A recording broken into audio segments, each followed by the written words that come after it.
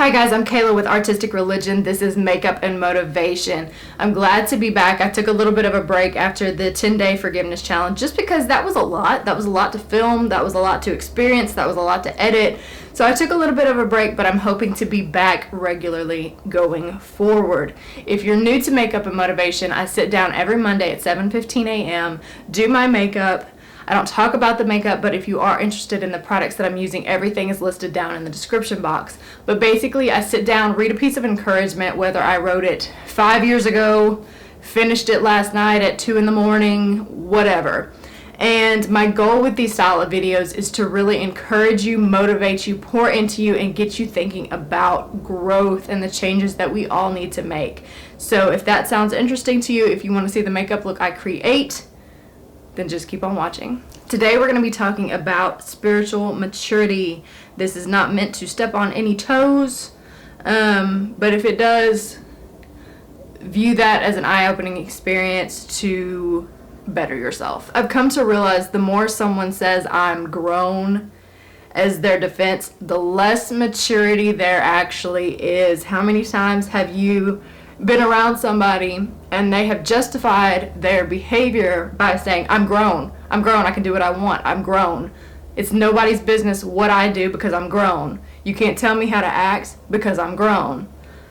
How many times have you heard that? I've heard that so much, so much, and I've even thought it to myself about myself before. I'm grown, and especially when I was younger, that was something that would pop into my mind, is because I'm grown, I can make my own decisions. And the closer I get with God, the less I think that, because we need to be teachable. At any age in life, we need to be teachable. And you need to be able to correct me. I need to be able to correct you. Others need to be able to correct you. Others need to be able to correct me. It is an ongoing thing in life that will never change, because as a child of God, we need to be pliable. And if you are so rigid in your decisions, your crummy decisions, you're not pliable. You've got to be pliable to God. And God doesn't always come in a direct form. Sometimes God uses other people to get us back on track. 1 Corinthians 14:20 says, brothers and sisters, don't think like children. When it comes to evil, be like babies, but think like mature people. So be grown in your thinking, but when it comes to evil, have that innocence about you. Don't be familiar with evil.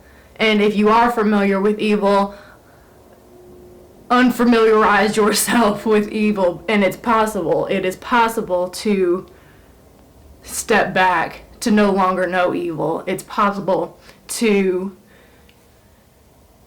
change your path.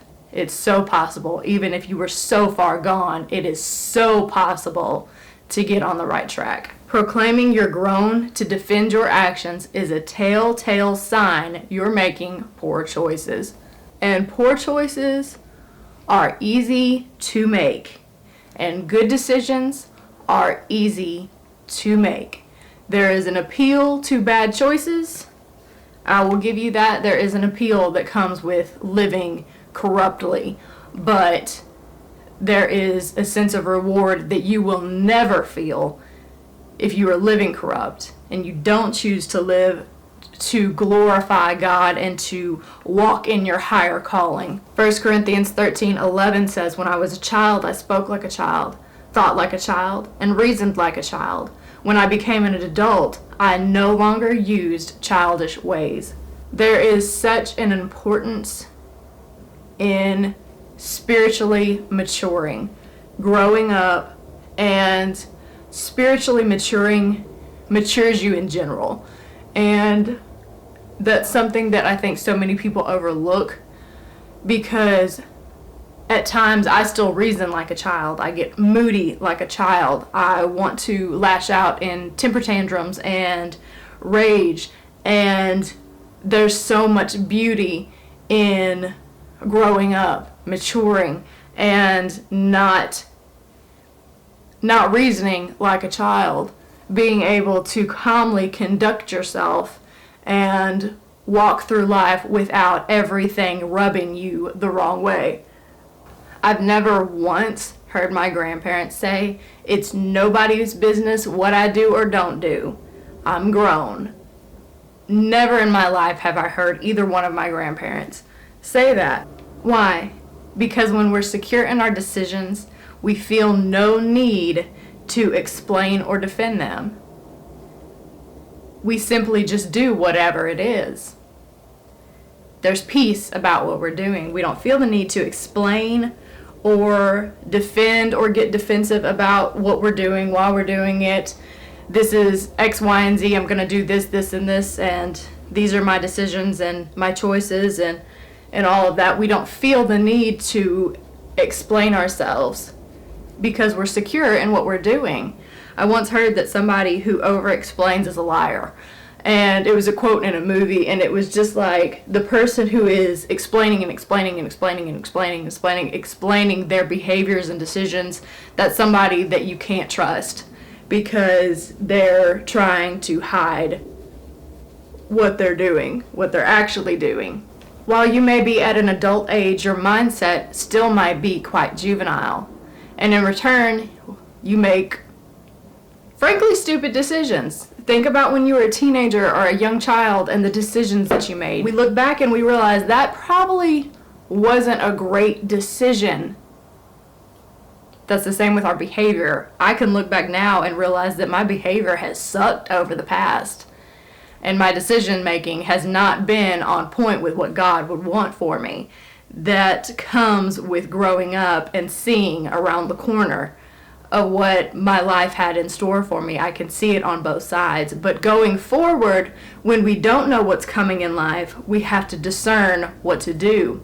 We have to be connected to God to know what good decisions we need to make. And sure, there is a simple right and wrong, and that helps direct us. But in going forward in our lives and making decisions that there is neither a good nor bad, we just don't know if this is the right choice for us, like directions, jobs, things like that. We have to use our discernment that God has given us. How do we remedy making poor decisions? How do we remedy it? Because there's got to be a remedy for it. Follow the perfect peace of God in every decision that you make. That does not mean that you're indecisive if you're trusting God. That means that you get it that like you can make decisions on your own, but you need to have God at the forefront of your life to direct your path. Psalms 4:8 says, "In peace I will both lie down and sleep. For you alone, O Lord, make me dwell in safety." This is another reason why it is important to follow God in your decision making. You are going to be put in a safety net.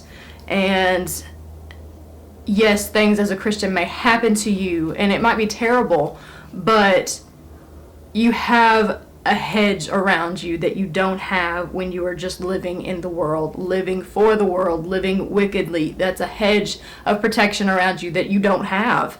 And I rely on that hedge of protection that God surrounds me with. Every single day, I know that God has a beautiful safety net around me, that nothing that happens to me is outside of the will of God, what He has planned for me. Isaiah 26:3-4 says, "You keep him in perfect peace, whose mind is stayed on you, because he trusts in you. Trust in the Lord forever.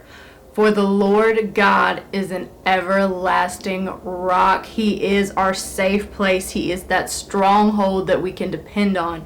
Whatever situation we are going through, He is that place that we can trust, that is going to uphold us.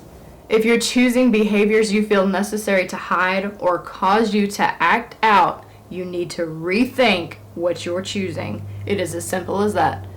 When you're living right, there's no need to put on a metaphorical mask and pretend to be different. There's no need for it. Proverbs 10:9 says, "He who walks with integrity walks securely, but he who perverts his ways will become known." When you're proud of who you are, what you have and do, it makes no difference who knows, has opinions, or speaks of you. It makes no difference. You own exactly who you are, and there is such a beautiful confidence in that. A quiet sense of security that is provided by God. When we choose wrong, we have the tendency to be on the defensive side, feeling like everything is directed towards us. Every look, every whisper, every laugh, every vague quote shared on Facebook, we feel like it is a direct hit towards us. Our hearts never quite rest, especially if you're a child of God. There will be an uneasiness within you until you start making good and the right choices. Right and wrong are as different as black and white.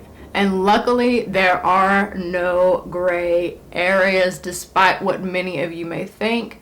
As a child of God, you know exactly what is right and what's wrong.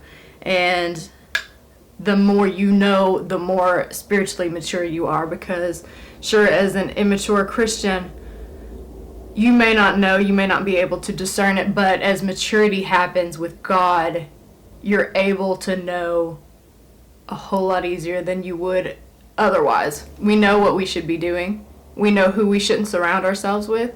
And we know the correct behaviors.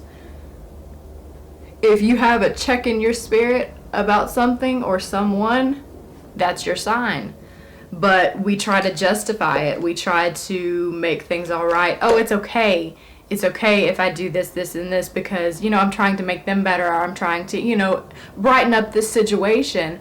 But the whole time, God is nudging us to get out of it, to go about our way and not get tangled up with these people and these things that can draw us so far down. As time goes on, the less people want to hold themselves up to a specific standard, even Christians. But it's pivotal that we measure everything up to Christ. The older I get, the more I realize who I want to be and who I don't want to be. I'd rather be alone every day for the rest of my life and be able to say I was good with God than be surrounded by people who feed into bad behaviors. Proverbs 13:9-21. A desire fulfilled is sweet to the soul, but to turn away from evil is an abomination to fools. Whoever walks with the wise becomes wise, but the companion of fools will suffer harm. Disaster pursues sinners, but the righteous are rewarded with good. How many times have you seen somebody who is either not a child of God or a child of God and is living rebelliously and disaster follows them? It's always something. It's always something with these people. And you have to check their spiritual fruit. If they're not producing good fruit as a child of God and they're sinning, bad things follow these people. And you have got to turn to God. You have got to get right with God. You have got to live disciplined. And so many of us don't want to live a disciplined life because it's not easy. But there is great reward with living upright. I'd rather have my integrity and be dirt poor than be rich and lack good morals. Proverbs 28:6 says, "Better is a poor man who walks in his integrity than a rich man who is crooked in his ways." Hold yourself accountable. I'll be ending this video with Romans 12:1-2. "I beseech you therefore, brethren, by the mercies of God, that you present your bodies a living sacrifice, wholly acceptable to God, which is your reasonable service. And do not be conformed to this world, but be transformed by the renewing of your mind, that you may prove what is that good and acceptable and perfect will of God." Present yourselves as a living sacrifice. I am presenting myself as a living sacrifice, and I am sacrificing living for the world, which may cut out some fun to some people, which may be enticing to some people to live for the world. It may be enticing to me at times, but you cannot live for the world and live for God at the same time. You cannot serve two masters. And you might not realize that if you're not living for God, then you're living for the world. And in doing that, you are serving the world. You are putting the world above God. You're putting decisions, fun, recreational fun, poor choices, bad behavior in general, rebellion. You are worshiping that, and we so don't realize that. But whatever is at the forefront of our life, it could be your wife, it could be your boyfriend, it could be your children, it could be your job, it could be anything in life. Whatever we are putting at the forefront of our life, our focus, our thoughts, whatever is consuming us, that's what we're worshiping. And it is vital to check yourself and to make sure that you are putting the focus on God. And you can put the focus on God and complete your daily chores, complete your work, be a good parent, be a good spouse. You can live your life and still have God at the forefront of your life. That is it for today's video. I hope this is encouraging to you. I hope you are motivated. I hope that you look at your life and put God above everything else. I hope that you rethink some of the behaviors that might be toxic to you, that you might want to hide, that you might not be proud of, but you pretend like you are. I hope that you rethink your decisions and that you make better choices. I'm so glad to have you here with me, and I just want you guys to be good. I want you guys to be good people. I want you to be better. I want you to have that spiritual maturity that can shake things.